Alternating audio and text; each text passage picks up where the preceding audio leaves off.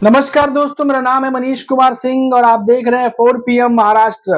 दोस्तों, महाराष्ट्र से बड़ी खबर आ रही है कि एक बीजेपी की बड़ी नेता सूर्यकांता पाटिल बीजेपी का साथ छोड़कर अब शरद चंद्र पवार यानी शरद पवार के साथ, जो कि महाराष्ट्र के चाणक्य कहे जाते हैं, उनकी पार्टी एनसीपी को ज्वाइन करने जा रही है। और ये बहुत बड़ी खबर है महाराष्ट्र से, क्योंकि लोकसभा चुनावों के बाद से ही ये अटकलें लगाई जा रही थी कि कई बड़े नेता एक दूसरे के साथ संपर्क में है और आने वाले दिनों में कुछ बड़े नेता जो है इस पार्टी से उस पार्टी जा सकते हैं। और इसमें अब एक बड़ा नाम सामने आया है सूर्यकांता पाटिल का, जो कि बीजेपी में और एनसीपी में, जो शरद पवार की पार्टी है, दोनों का हिस्सा रही हैं। और 2014 के बाद जो है उन्होंने शरद चंद्र पवार की एनसीपी को छोड़ के बीजेपी का साथ जो है वो पकड़ा था। और अब सुनने में आ रहा है कि बीजेपी से कुछ दिनों से वो नाराज चल रही थी और महाराष्ट्र में जो है कई समय से खुशबुदाहट भी थी, कई बड़े नेता जो है वो बीजेपी को छोड़कर बाकी पार्टियों का हिस्सा बन सकते हैं। और मैं खबर भी पढ़ रहा था और मैं आपको बता देता हूँ कि ये पूरी खबर क्या है, आप सुन लीजिए कि किस तरीके से जो है वो सूर्यकांता पाटिल ने उन्होंने बीजेपी से इस्तीफा देकर अब शरद चंद्र पवार की एनसीपी को ज्वाइन करने जा रही हैं। सूर्यकांता पाटिल जो है उन्होंने कहा, ये कहते हुए इस्तीफा दिया है कि मैंने पिछले 10 वर्षों में बहुत कुछ सीखा है। बीजेपी के लिए लिख रही थी वो। मैंने पार्टी की आभारी हूँ। सूर्यकांता पाटिल ने हिंगोली लोकसभा चुनाव के लिए टिकट मांगा था। सूर्यकांता पाटिल, जो कि 2014 में शरद चंद्र पवार की एनसीपी को छोड़ के बीजेपी के साथ गई थी, उन्होंने हिंगोली से टिकट मांगा था लोकसभा चुनाव में। टिकट नहीं मिलने पर उन्होंने सोशल मीडिया पर सार्वजनिक रूप से अपनी नाराजगी जाहिर भी की थी। अब उन्होंने इस्तीफा दे दिया है।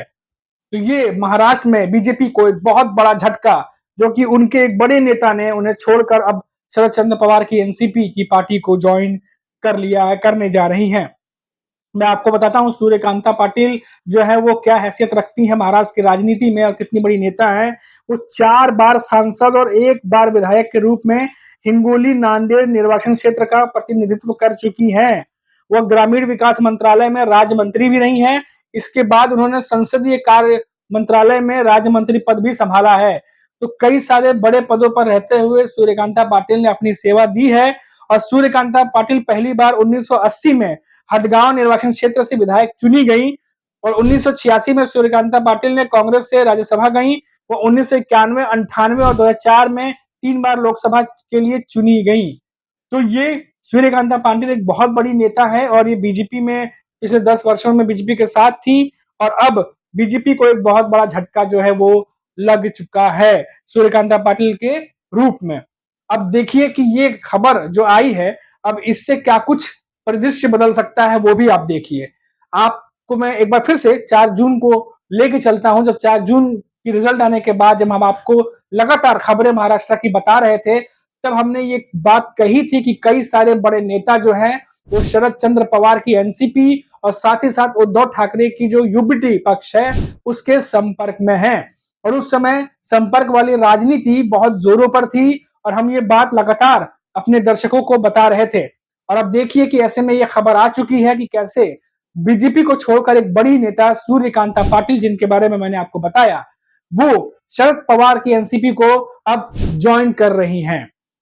तो ये अपने आप में एक बहुत बड़ा कह सकते हैं एक नुकसान बीजेपी को महाराष्ट्र की राजनीति में हुआ है, क्योंकि वो एक बड़ी नेता है और बस कुछ ही महीनों बाद जो है वो विधानसभा चुनाव भी है। और ऐसे में बीजेपी के अगर बड़े नेता जो इस तरीके से पार्टी में बने हुए हैं, अगर वो नाराज होकर के पार्टी छोड़ेंगे तो बीजेपी को बहुत ज्यादा जो है वो चिंता का विषय उनके लिए हो सकता है। हालांकि अभी तक अभी हमने कई जगह पता भी किया, रिपोर्ट्स भी देखी, अभी तक बीजेपी की तरफ से इस पर कोई नेता का बयान नहीं आया है, लेकिन उम्मीद है कि जल्द ही किसी न किसी बड़े नेता का इस पर बयान भी आएगा। लेकिन अभी फिलहाल इतना है कि आज दोपहर 3 से 3:30 बजे के करीब में जो है वो सूर्यकांता पाटिल शरद पवार के जो एनसीपी है उनके ऑफिस में वो पहुंचने वाली हैं और वहां पर वो पार्टी को ऑफिशियली ज्वाइन कर लेंगी। तो ये पूरी खबर जो है महाराष्ट्र से निकलकर सामने आ रही है। अब ऐसे में जो है क्या ये उम्मीद लगाई जा सकती है कि धीरे धीरे जब बीजेपी है या महायुति गठबंधन है वहां से क्या नेताओं का जाना शुरू हो जाएगा एक तरीके से, क्योंकि अभी भी कुछ दिनों पहले ही शरद चंद्र पवार के जो पोते हैं रोहित पवार, उन्होंने कहा था, 2 बार ये बातें कह चुकी हैं कि बहुत सारे ऐसे नेता हैं अजित पवार गुट के जो शरद पवार की एनसीपी के साथ संपर्क में हैं और अब जिस तरीके से लगातार शरद पवार महाराष्ट्र की राजनीति में एक्टिव होकर के अपने नए नए दांव खेलते चले जा रहे हैं, ऐसा लग रहा है कि महायुति को या कह लें अजित पवार के जो गुट है या एकनाथ शिंदे का गुट है, बीजेपी का गुट है, इस गुट को कुनबे को बचाना भी एक बड़ी चुनौती हो सकती है। क्योंकि आपको बता दूं कि जैसे अभी सूर्यकांता पाटिल के बारे में मैंने आपको बताया, ये पहले शरद चंद्र पवार की एनसीपी का ही हिस्सा रही हैं और साल 2009 में जब वो जहां तक मेरी इंफॉर्मेशन 2009 में वो हार गई थी, उसके बाद 2014 तक वो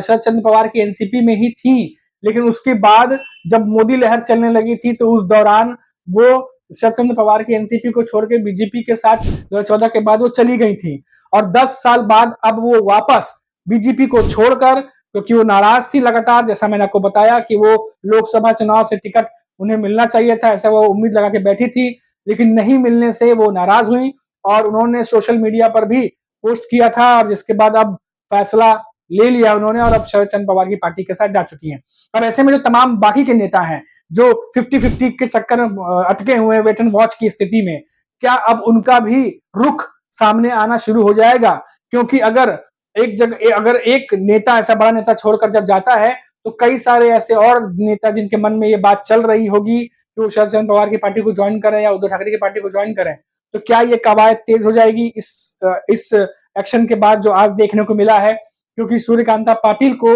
बीजेपी को छोड़कर जाना शरद पवार की पार्टी में एक बहुत बड़ा झटका बीजेपी के लिए महाराष्ट्र की राजनीति में माना जा रहा है। और जिस तरीके से लोकसभा चुनाव में बीजेपी और महायुति को नुकसान हुआ है, उसकी भरपाई के लिए अभी मंथन चल ही रहा था कि कैसे इसको ठीक किया जाए, क्या क्या गड़बड़ी रही उसको ठीक की जाए, क्या कुछ सुधार किया जा सकता है और क्या कुछ स्ट्रेटेजीज और प्लानिंग हो सकती है जो वो विधानसभा में अपना सकते हैं। और उसी के बीच यह खबर आती है कि सूर्यकांता पाटिल बीजेपी छोड़कर शरद पवार की पार्टी में जा रही हैं। अब हमने आपको पहले ही बताया था कि बीजेपी की अभी 2 दिन पहले एक बहुत बड़ी मीटिंग हुई थी जिसमें बीजेपी के बहुत सारे नेता शामिल हुए थे, देवेंद्र फडणवीस, पंकजा मुंडे और वहीं अगर हम बात करें चंद्रशेखर बावनकुले और भी 2-3 बड़े नेता इस पार्टी का हिस्सा, इस मीटिंग का हिस्सा थे, जहां उन्होंने 4 से 5 घंटे तक मीटिंग की और अब उसके बाद इस तरह की खबर निकलकर सामने आ रही है जो कि अपने आप में बहुत चौंकाने वाली खबर है और बीजेपी के लिए एक बड़ा झटका है। मैं आपको बता दूं शरद पवार सिर्फ यही नहीं है, बल्कि शरद पवार के बारे में मैं आपको पहले भी खबर दी थी कि किस तरीके से जो महाराष्ट्र से जुड़े मुद्दे हैं उसको शरद पवार लगातार उठा रहे हैं। वो मुद्दे लगातार महाराष्ट्र की पृष्ठभूमि पे गर्म हो रहे हैं और अगर समय रहते महाराष्ट्र सरकार उन मुद्दों को सुलझा नहीं लेती है, जैसे मराठा आरक्षण की बात हो गई, ओबीसी आरक्षण की बात हो गई या किसानों से जुड़े हुए मुद्दे की बात हो गई, तो महाराष्ट्र के इंटीरियर में जब विधानसभा चुनाव होंगे तो वहां पर प्रत्याशी कोई भी हो, फिर से कहीं ना कहीं एक नाराजगी देखने को मिल सकती है महायुति को। तो इन सब को देखते हुए एक तरफ जहां महाराष्ट्र सरकार जो है वो तमाम मुद्दों को सुलझाने में लगी हुई है, वहीं बीजेपी जो है वो लोकसभा चुनाव में मिली हार के बाद विधानसभा चुनाव को लेकर चुनौतियां हैं, उन चुनौतियों का सामना करने में लगी हुई है। उसी बीच बड़े नेता बीजेपी को झटका देकर के शरद पवार की पार्टी में जाना शुरू हो गए हैं। तो दोस्तों अभी के लिए फिलहाल इतना ही और आप देखते रहिए 4 PM महाराष्ट्र। लौटेंगे तो बात करेंगे किसी और बड़ी खबर पर, तब तक मुझे इजाजत दीजिए। नमस्कार।